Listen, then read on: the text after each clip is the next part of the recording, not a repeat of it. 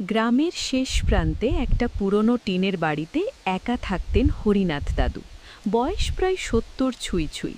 স্ত্রী অনেক বছর আগে চলে গেছেন, ছেলে শহরে, কাজের চাপে কখনোই আসা হয় না। দিনের বেশিরভাগ সময়টা দাদু কাটাতেন উঠোনে বসে, লাঠিতে ভর দিয়ে আকাশের দিকে তাকিয়ে। এক শীতের সকালে দাদু বাড়ির সামনে একটা রাস্তায় কুকুর ছানা দেখতে পেলেন। শরীর কাঁপছে, চোখ দুটো ভয় আর ক্ষুধায় ভরা। দাদু ধীরে ধীরে কাছে গিয়ে বললেন, আয় বাবা, ভয় পাস না। সেদিন নিজের ভাগের ভাতটা ভাগ করে দিলেন কুকুরটার সঙ্গে। ধীরে ধীরে কুকুরটা দাদুর সঙ্গেই থেকে গেল। দাদু নাম দিলেন ভোলু। ভোলু দাদুর ছায়ার মতো হয়ে গেল। সকালে দাদুর সঙ্গে হাঁটতে যেত, দুপুরে উঠোনে বসে পাহারা দিত, আর রাতে দাদুর পায়ের কাছে ঘুমত।